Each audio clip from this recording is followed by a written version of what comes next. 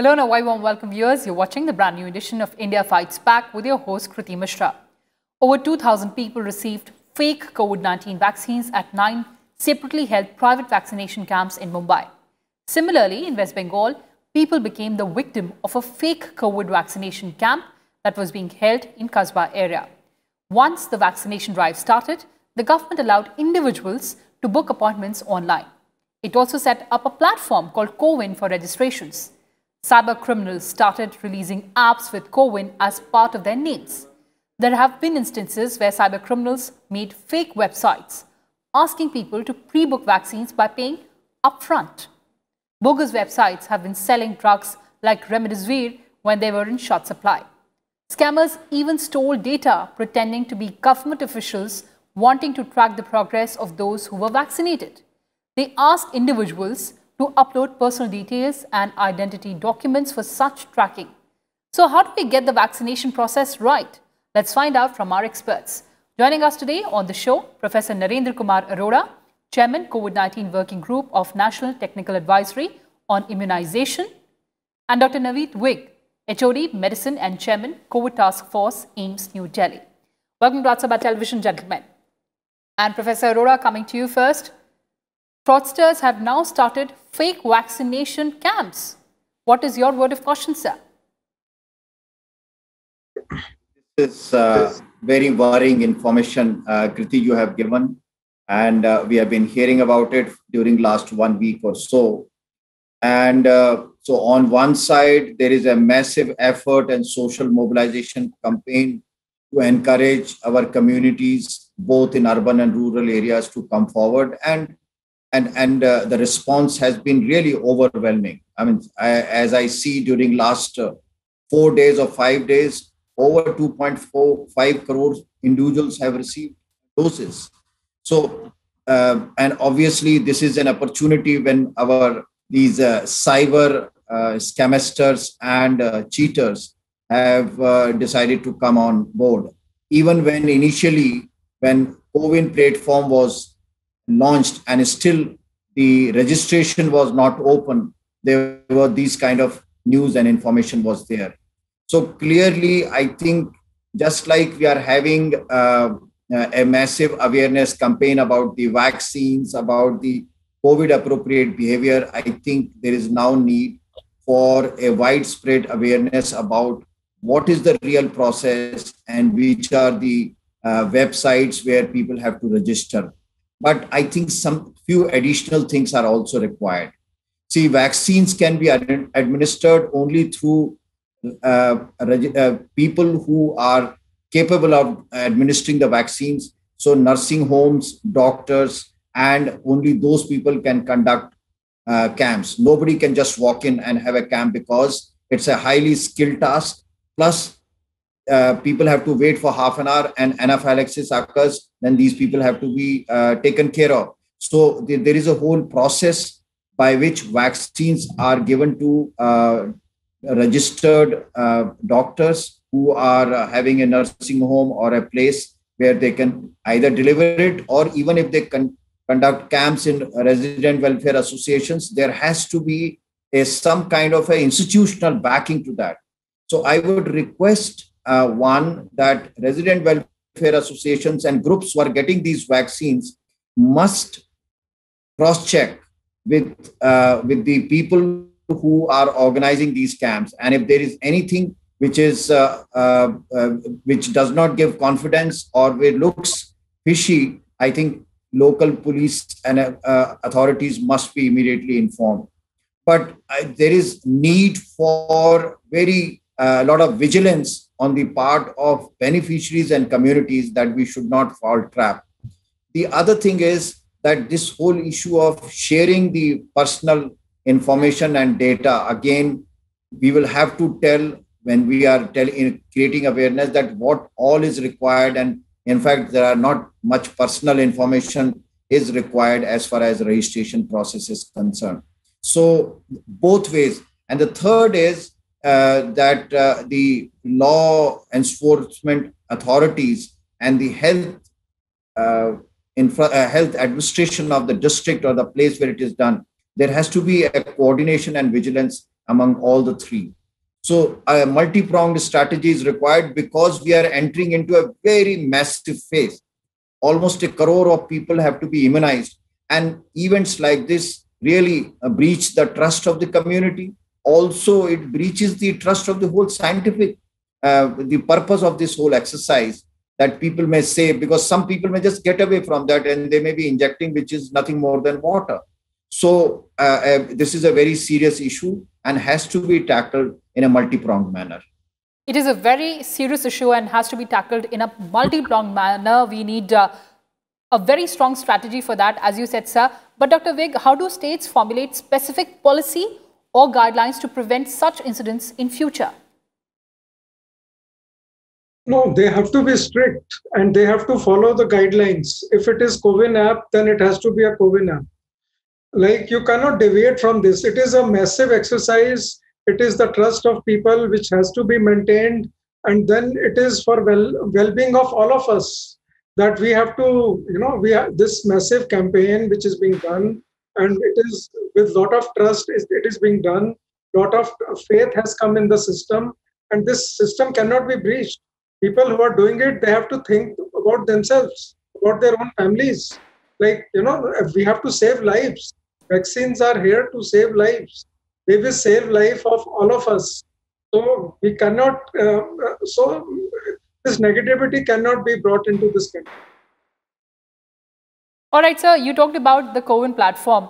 Professor Arora, CoWIN has been launched by Government of India for COVID vaccination program. It is very, very important to drive home this point that people must stick to this platform for their vaccination needs, else they might become a victim of cybercrime. So that is what precisely is the issue, that CoWIN platform we must understand, because this kind of cheating and scamester activity happens whenever there is something very popular and people create duplicate websites and try to hoodwink the community and people and utilizers. So there should also be a quick, I would say, a public display and information that such and such websites are fake or these are fake applications. I think the awareness on one side is very, very important so that a normal person does not get trapped into this. The second is, I think, district administration and the health infrastructure of districts and the state level need to be vigilant and to see. And the third is, again, I would say our cyber cell should track them. And I think some kind of an exemplary punishment is required, because this is almost like a murder. Because if I am given a vaccine, I am under the false hope that I'm immunized, and later I decide that what I got was nothing more than water. I think this is playing with the lives of people, and besides the other thing at individual level. So this is very worrisome. And again, I will say that action has to be initiated at various levels. And Absolutely, some kind of a policy is also to be made. This is a criminal act, as you said. But since we're talking about the CoWIN platform, Dr. Vig, the government has also allowed walk-in registration for vaccination. How do people remain vigilant in that case? So walk-in registration is very helpful for the patients, for the people who cannot take it, like who cannot enter it. So, but ultimately, the information has to be entered in the platform, right?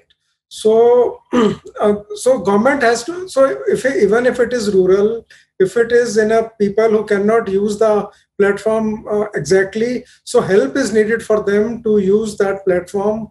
So that everything ultimately has to be on platform. So we have to have means of where people can be helped to enter their information into the platform. So it is all facilitation, be it and facilitation at all levels. So facilitation with the hospital so that the vaccine is correct, and facilitation at the local level so that people are not stabbing people in the back, and they are getting the actual stuff and they are being facilitated, right? So exact information is being put in the CoWIN app. Yes, sir. And as we were also talking about, Professor Arora, that on several fake websites, individuals have been asked to upload personal details and identity documents. There could be a serious breach of privacy in this case. I would like to add one additional thing, what Professor Naveed Vig was saying. Please go ahead, sir. That these are like, I think whatever we have come to know, these are camps outside the health facility, or and in resident welfare association or some kind of a thing. So I would suggest, in view of whatever we are seeing, to, as a protection level, the district chief medical officer or some administrator should give permission for this. So without a formal permission, these kind of camps should not be allowed. And the permission should be prominently displayed that there is a permission, and the resident welfare association or the group which is organizing should be held responsible. So I think some of these issues also need to be built in, so that the possibility is minimized. Now, coming to this fake websites, I am sure our cyber cell can efficiently track them, identify them, try to see that these are blocked or dismantled. And also there is a list, so that people are a little more careful if it is widely advertised. But as I am repeatedly trying to say, that this is more complex, and particularly as we move faster and faster, because our target is that by the end of the year, everybody has to be immunized. So it's a daunting task, and such activity are likely to come up because there are people of all shades and colors. The very stringent steps are required to minimize or completely avoid that. But sir, you made a very valid suggestion there that all these vaccination camps must prominently display the permission that they have obtained from the administration. I think that's a very valid suggestion, sir. But moving on, Dr. Vig, we also saw that different state governments busted a racket involved in manufacturing large quantities of fake remdesivir injections. The accused contacted families of patients through WhatsApp and offered them direct supply of the medicine that was once high in demand. How do we crack down on such cases? So again, it is the health system issue. So we have to, so COVID has taught us that our health services and our health systems are to be streamlined, and streamlined not only with the health department. It is the multiple ministries within the center, within the state, and within the district, and the agencies. It is the ministries, it is the agencies, so that this problem should not come up. As a healthcare professional and as a patient, they have only two needs. That my need is my patient should get the care which is required. And especially in COVID times, suppose we were able to deliver the care to the maximum extent, but these types of instances which happened were very painful, because if a cost of injection is X and they are charged XXX, so it was very painful. But if there is a mechanism by which the drug is directly supplied to the hospital, and since remdesivir is to be given only in the hospital, and once it is approved by a team, so these types of things will not happen. So that was a tsunami which came, which caused havoc on the health system also. But now the systems are in place. So in future, this will not happen. But it happened because of numbers were so high and demand went so high, and drug quantity was less. But now we might be having extra, I would say, remdesivir at this moment, because it is not being used. But still we must keep in mind that our numbers are still 50,000 per day. We have to bring these numbers down to 5,000 to 10,000. For last few days, we are not able to bring down our numbers. Our death rate is still more than 1,000. We have to bring it down by a big margin. So our death rate is still high, our numbers are still high, and drugs, I would say, currently are in plenty. So we should be a little bit reassured, but these numbers have to be seen. These districts who are not performing well, they have to get their act together, and they have to ensure that they're in their district, their test positivity rate is less than 1%. We have to win this war. 50,000 is still a big number, and these numbers are not coming down. We have to make extra efforts. The districts where numbers are not high, they have to be exemplary. So they have to be helped. They have to be facilitated so that they achieve this goal.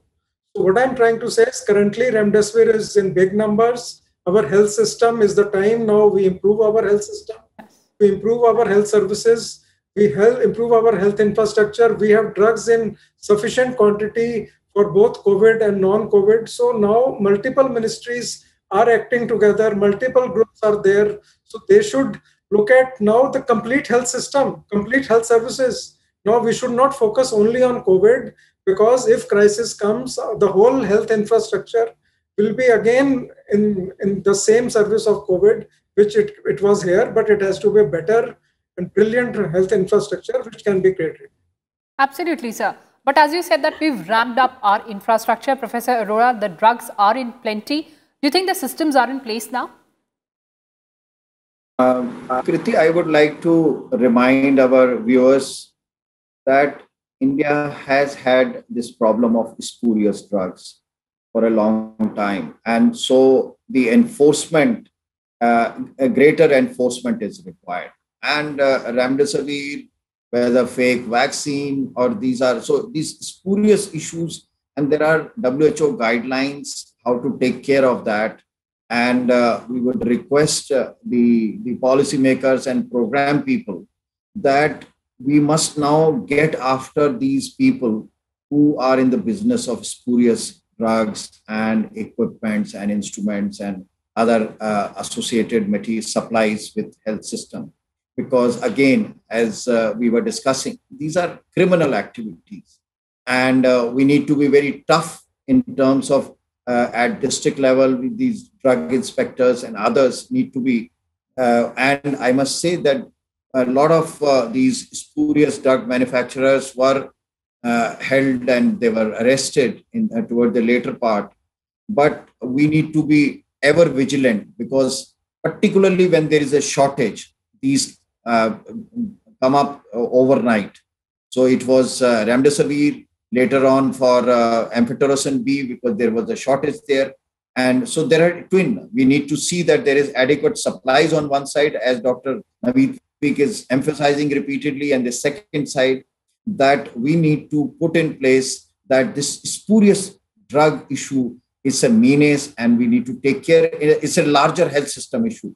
And we'll have to constantly tackle it, because this is not a one-time activity. This has to be sustained and repeatedly, because these come up again into everybody's notice. Absolutely, sir. So we have to combat this menace with stern action. But there's another important aspect of this is testing. Now, Dr. Vig, there have been cases where people booked tests online with little known labs and then they turned out to be frauds. Tips for people who need to get tested, Dr. Vig? We have to go to ICMR accredited labs, and that is the only way we can handle it. Otherwise, many things will happen. So person has to see that whether lab is linked to ICMR, and if it is linked and coded, then there is not an issue. But otherwise, in pandemic times, when it is a global emergency, we cannot be playing with the lives. So it's a serious issue, and we know the infectivity of Delta virus is infective. I'm talking of Delta virus. Delta